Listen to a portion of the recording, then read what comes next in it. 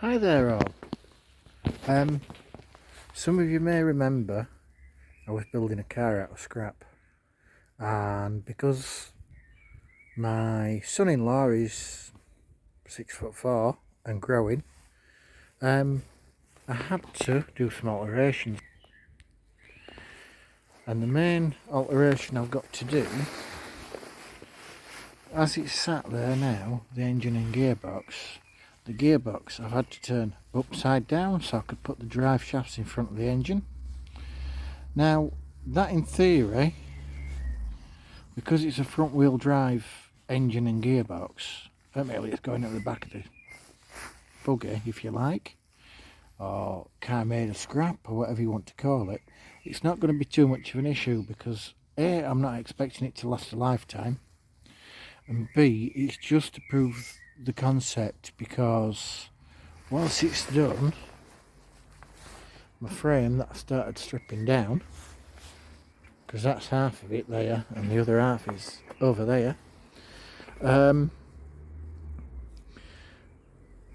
eventually it will be having a motorbike engine and a differential putting in, etc. So I'll have the motorbike engine facing the wrong way around, and then because I'll be using the gears on the diff, that'll automatically turn the drive the other way around from what you'd have it in a bike. So that's simple enough. But the point I'm getting at now, I started making this adapter plate here. I know I'm going to have to cut out for the starter motor, but the bolt holes don't line up because I've not measured it properly.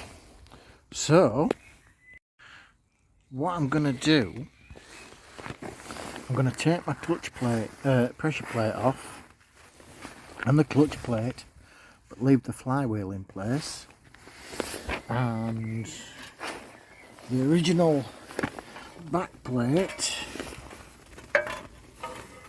I'm going to put the bolt holes into the engine. I know I'll have to cut kind of a big circle out, but put my bolt holes into the engine and then attach that onto the flywheel and then turn the engine over until it's in the position that I want it. That way I know everything's going to be centralised, and that way it'll tell me whether the holes are drilled are actually right and the clutch is off centre, that's why it's not meeting up, or it'll tell me I got them completely and utterly wrong. So we'll soon find out. The other reason why I've took the roll cage part of this buggy off, in this country we have autograss, and people know these buggies as grass trackers, and you've got to have a minimum frame, bottom frame of 60 centimeters. So I actually cocked up before. This bar here that my foot's under is just held in by pressure from the chassis rails. It's not welded in, but I had to make it half a centimetre longer because it was half a centimetre short. So we'll soon see where we're going. Right, so as you can see, I took the pressure plate off, the clutch plate off. Yes, the two are stuck together with rust because it's been outside. But I've marked around the outer edge of what's bolted on the engine already with a marker pen. So I'm going to take this off and then line that up and see where I've got to cut it to. Right, so I've just took the flywheel off, and my original holes meet up that way, and I've turned it round because obviously the gearbox is the other way around now, and those holes line up where they should. So I'm going to attempt now to put the flywheel back on with both plates there. Put it back so the plate's the same way up as what it was originally. Attach it to the flywheel and then spin the flywheel to put it in the position that I want, and then check whether the holes line up. I know it might sound a bit complicated, but it will all make sense.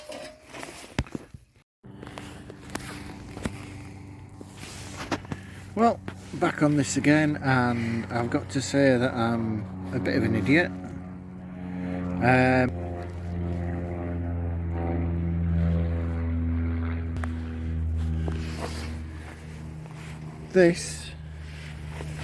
I'm back on the flywheel again, and I'm going to attach the flywheel to the old backing plate and then turn it and see if the hole lines up on my new backing plate to see whether the gearbox is in the right place. One small problem, the flywheel didn't turn, and I realised, okay, it's seized, it's been out here a while, let's have a look. So me being me, took the spark plugs out.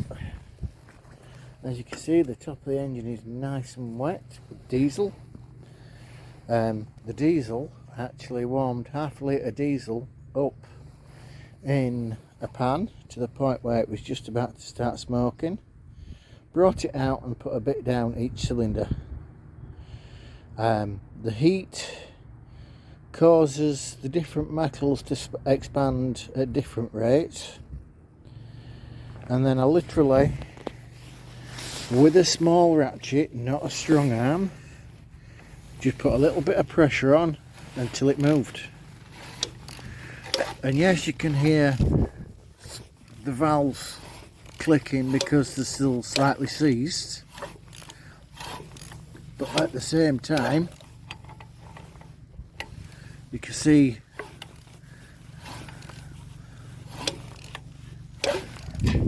the diesel going through the motions. Yes, the diesel will cool down now, but the point is this: the diesel, because I'm turning it by hand, yes, I've got sticking valves, etc., because I can hear them clicking, but it'll soak into the valve stems and hopefully free them up as well.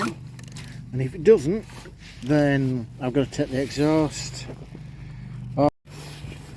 Right, so now I've turned it over a couple of times. This is going to be interesting because I need to have 3 hands. So obviously I will edit this, hold that on until the light comes on.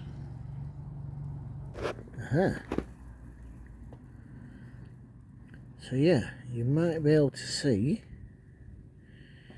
that it's cleared the surface rust, but them piston liners, or piston bores if you like, they've not got long left for this world as it stands, but it'll do to get the thing running, so it's all good.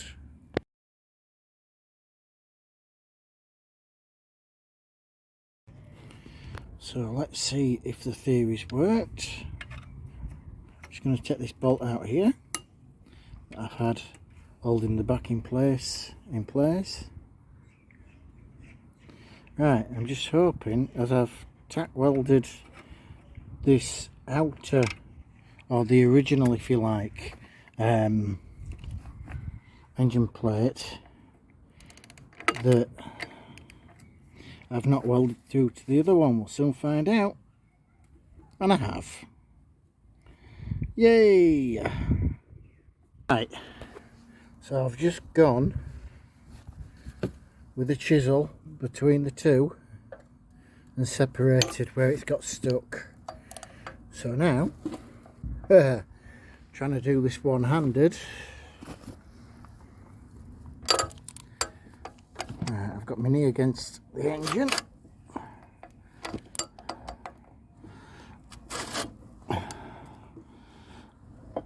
Oh.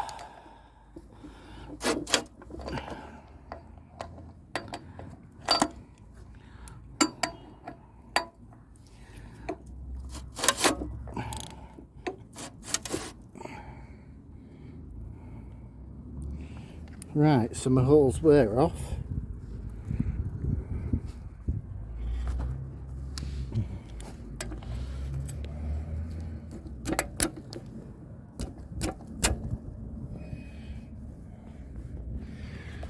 Yeah, my holes weren't off by much, but they were off to make a severe difference.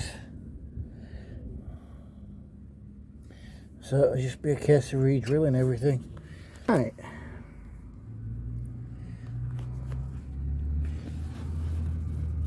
Yeah, all that. I've got one in the right place. Help. Right. So my next job is to use that as a template and re-drill my holes.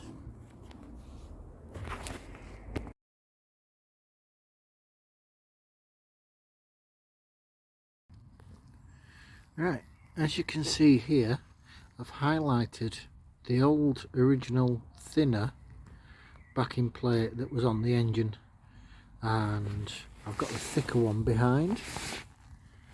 I've welded it to the I've attached it to the flywheel by welding these brackets on and turned it around so I can now turn the gearbox upside down. So it gives me where I need to drill my new holes. Obviously some of them I can't go straight through yet until I've took it off the engine again, because I don't want to drill into the engine. But it's all fun if you don't weaken. That's what I keep telling myself anyway. So yeah, we'll see how it goes. I've just got 2 more to mark and then take it all apart and see how it goes. Cheers. Right, this time I'll say all that but with the camera on. I had a comment on one of my videos from an Alex V, and the video he commented on, which has got over 2,000 views, which is not bad considering I've only got 74 subscribers at this point. The video was how to run a Nissan Micra engine without an ECU, and it's sort of like, right now this information's needed. It's it's important because what happens if things go wrong and you can't get spare parts and one thing and another. Oh, that's how I took the comment. But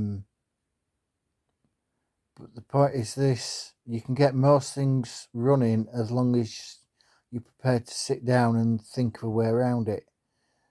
But this is a step towards redoing that video in more detail. So I hope this is helpful, and I love you all. See you again, and like and subscribe if you've not already. Thanks a lot. Cheers. Bye.